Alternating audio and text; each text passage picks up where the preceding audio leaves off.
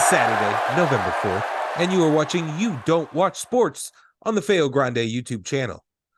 I am Bill Smith. This is the man, the myth, the legend, Feo Grande, Omari Ellis. Omari, how was your sports week?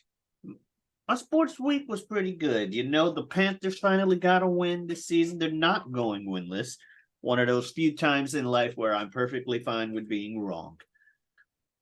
I'm not a person who enjoys being wrong often, but if it's about negative shit, I'll be wrong all the time. So we're not winless. Yeah, pretty good sports week. Also, the series just happened. Yeah, so Yeah, and then special shout out this week to the brand new MLS team here in St. Louis who just played their very first playoff game. They lost even better 4-1, but it's a best of 3 series, so we got this. Yeah. Once again, this is You Don't Watch Sports. We are here to cover your sports conversation for the week ahead. We're going to give you 3 easy topics to take away and use as you will in your sports conversation at work, at the home, wherever you like. You ready to get it going, Omari? Yes, sir, indeed. All right. Well, the first seed today is, of course, the World Series of Baseball has wrapped up, and the Texas Rangers are your 2023 champions. The 90-41 AL West champs did not have what you would call a normal season. After a disappointing 2022, they spent a bunch in free agency, and that didn't quite pan out as they planned, with several guys off of that free agency list falling to season-ending injuries. So what did they do? Mid-season, they went and they traded for their brand new ace, the legendary Max Scherzer. Well, how did that go for them? Didn't quite pan out. Max Scherzer has not played very many games as a Texas Ranger since coming over due to injury. But what they did do is they got this young guy from St. Louis called Jordan Montgomery to come through and eat up some innings. You know, we got a small rotation. We need some depth. He'll take the bad games. Well, all Jordan Montgomery did is pitch to a 1.0 ERA and be their best pitcher in the second half of the season and probably the best pitcher for them in the postseason all in all. Eovaldi has a strong conversation for that, but so that also helped. And of course, as we talked about last week, their high-powered, potent offense that they had coming into this season, they just had to repair that pitching, which they attempted to do in free agency and failed. But our offense was able to hold strong, led by Corey Seager, a MVP candidate for the league, and once again, a MVP World Series. Yeah.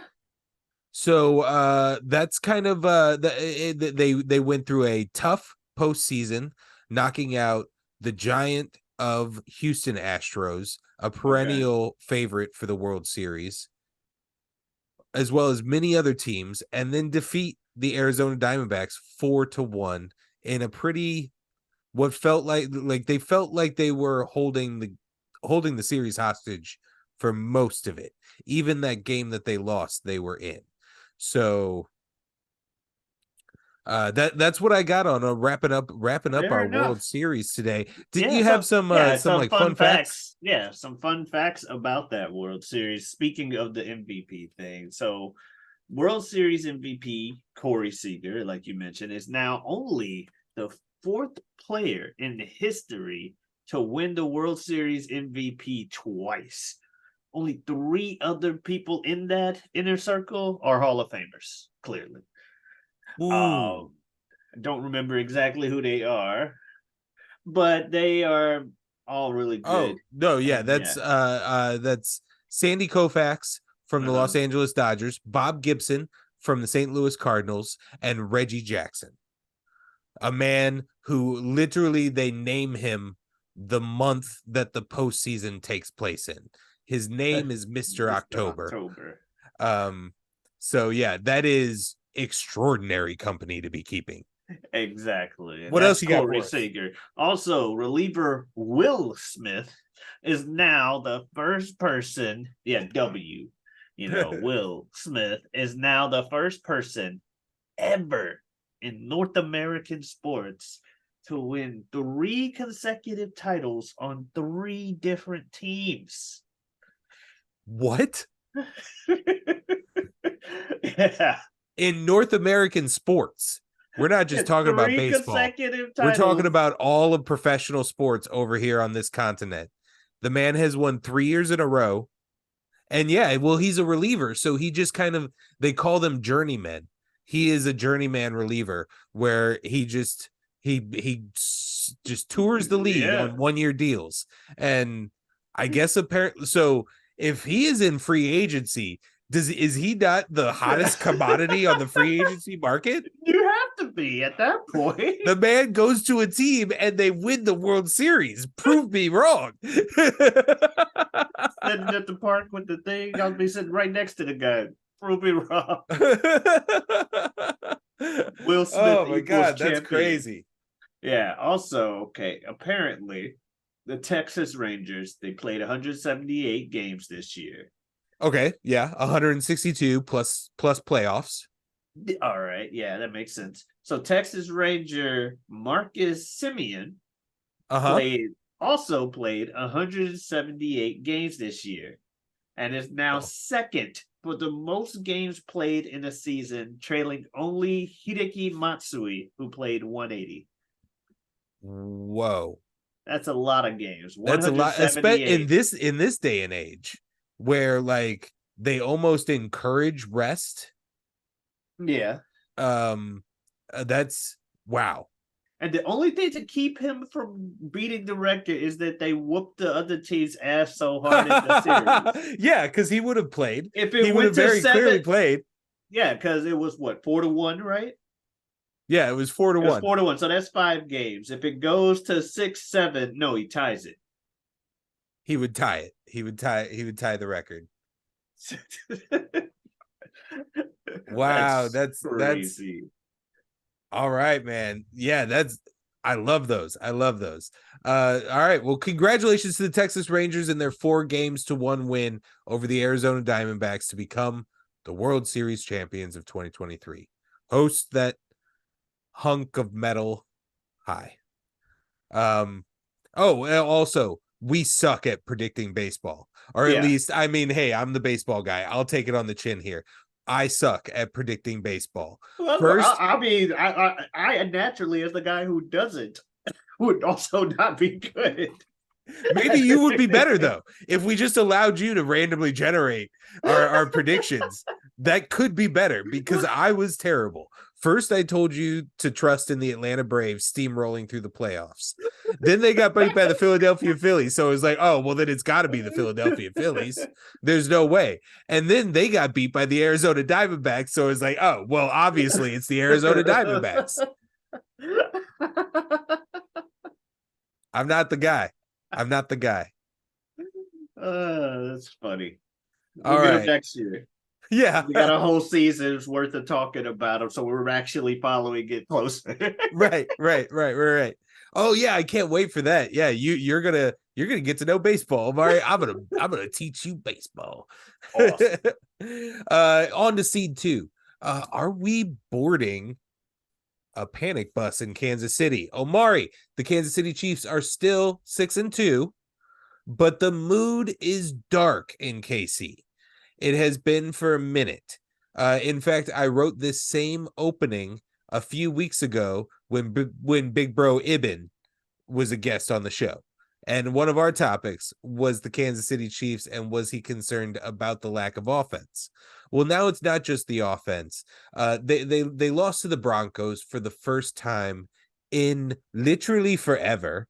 And they also lost pretty bad too. The offense is still terrible in the red zone. They are not sharp on their routes. They're not protecting the football. And now the defense, who has been overperforming in the beginning of the season, is starting to show their cracks. Even Travis on the New Heights podcast seemed to be at an all-time low as far as vibes and demeanor while discussing this game. Right.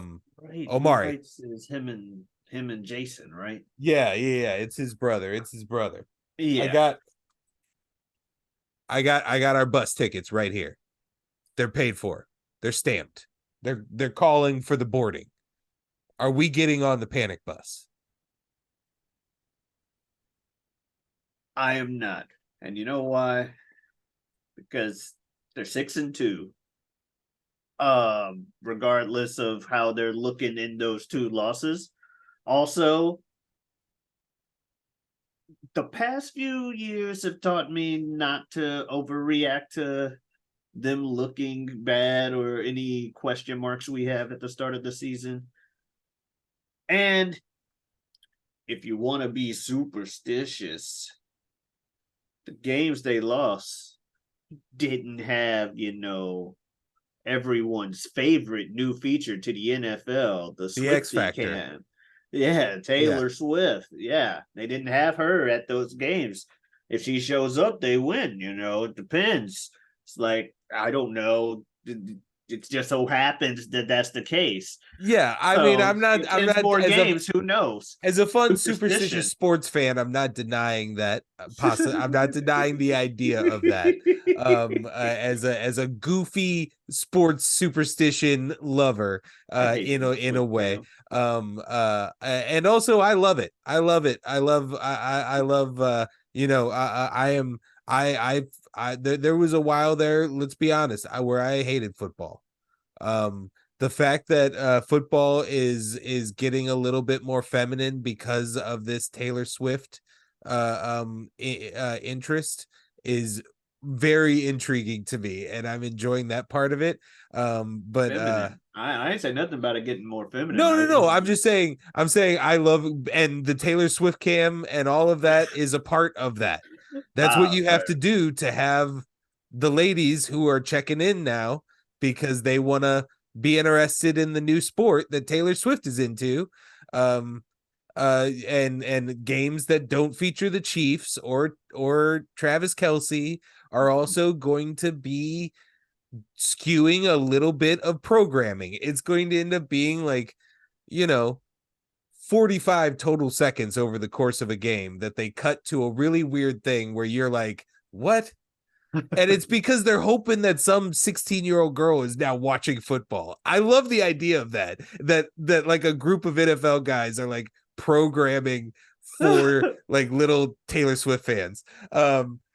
That's hilarious. But Fair enough. no, I get that, and I get that superstition, and that's interesting, and I'm intrigued how Or Taylor ends up conspiracy. responding to the idea of maybe she's their good luck charm. But it's not just their two losses. I, It's also their wins. Like they were some ugly wins. And I think that's why that's why the Patrick Mahomes, the Andy Reids, and the Travis Kelce's of the team are so negative in they're their press the they're last defi- 4 weeks they're because the definitely offense is just vulnerable. not clicking. They're definitely vulnerable now. They're not they're definitely like human, oh, they bleed, blah blah blah. They're bleeding. Yeah. They're They're bleeding. bleeding, but that's what bandages are for. Um and there's a good way to put a bandage on all the panic this weekend against another team that people are probably hopping on the panic bus for, and is also trying to bandage the same wound because they coming for the Chiefs. And that's the Dolphins. Yeah. They're playing overseas. It's going to be weird for both teams out there, but they're playing overseas, and both of them are trying to. Obviously, they're trying to get the win because they don't care about the opinion of the common folk. But they're both trying to prove that they can't just beat shitty teams. They got to win against the big ones, because come on now. The Dolphins have not had a good showing in their last good things. Speaking of me being like, they got to do it this weekend. I believe in the Dolphins. But I believe in them this time. Yeah, that's a because crazy game. That's got to be our game of the week. yeah, Like that's it's in Germany. Like, what the fuck are we playing football in Germany? What? When why I is first that the heard that, game I was that's like, over what? there? Why is that the game that's over there? And Chiefs Dolphins, yeah. What? Because you I want to mean, put on your best. yeah, it turns out you ended up sending a super high powered offense, and then the perennial like Chiefs are the new face of the NFL basically. And so you send them, and then you lucked out and sent like the league's best offense right now. Although they are faltering, like you said. Yeah, it's going to be interesting. That's a really interesting game to keep your eye out on. Uh, what are your odds on Taylor showing up in Germany? She's got the ability, right? Like, if anybody can just decide to go to Germany, it's got to be Taylor Swift, right? True, and it's an excuse to travel. I'd say it pretty high. I'd say it pretty high because it's an excuse to be like vacation to Germany followed by a game. Woo! As opposed to vacation to some other city in the U.S. you may not want to go to. Yeah, Buffalo. Although it could be in Miami. Like, if it was in Yeah. Miami, she's that. I Oh mean, yeah. let's be Party in the real. city when the Let's be heat is real. on. Oh God. Oh God. Third seed, Omari. He's back. Yeah. James Harden has been traded to the Los Angeles Clippers. Uh he got his wish and was moved from the 76ers in a blockbuster trade with the Clippers. The Clippers gave up a ton to get James Harden. On paper, 4 of your 5 guys being Kawhi Leonard, Paul George, Russell Westbrook, and James Harden. That's a GOAT team. That's a badass team. Oh yeah. But we know basketball is not played on paper. It's played on the basketball court. Correct. 2 of those guys I named can't stay on that court because of injuries, and Leonard and George. And then the other 2 are well known to spread toxic energy on that court. Is this team going to work? Why what are your thoughts on this trade? My gut reaction is I don't get it. I get James Harden can be an explosive offensive talent, but what has he proved that can make your team a champion? Nothing. He hasn't proven that he can make the team the champion, but circumstances are circumstantial. Usually, some of his good times he's had in the few good. I don't really see when you were saying the toxic energy. I was gonna just say Westbrook and Harden have not had a lot of playoff success with the 2 of them, while the other 2, usually are injured and stuff. However, some of Harden's past playoff, lack of success, if you will, came to his other teammate getting injured. And now you put him with Kawhi and Paul, who you just said. But I think the main reason they did it is because, as we started at the beginning, on paper, oh my goodness. That's what they're saying. And they're just gambling on it working out this time because it should work. And if it does, cool. And Harden doesn't really have to be Houston Harden at this point, as long if Kawhi is, peak Kawhi and PG's, playing up to his stuff, if they're both at their best, and Westbrook and Harden are like alternating which night they remember who they are, you still end up with 3 people consistently just I would imagine they made this trade off of the dream of those 4, like those 4 being on in the same game. I don't know who beats them. Yeah, that's just flat out in basketball. If all 4 of them are on, I don't know who anybody else's 5 who are all on could beat them. It would be a score fest and it would be ridiculous.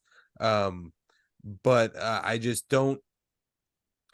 I personally do not see it working. And like you said, there's no history of Westbrook or Harden being added to your team and your team improving in a substantial way in the playoffs. In the They playoffs, somehow right? They always get definitely improve. They they just well not a lot of they always they playoffs. improve as in like Westbrook and Harden always get their 30. They always get their 30 and 10 somehow, but your team is never past the second round of the playoffs. True. It's also the Clippers, another team that never been past the second round in the playoffs. And So that's you're the saying it's a other reason. desperation move?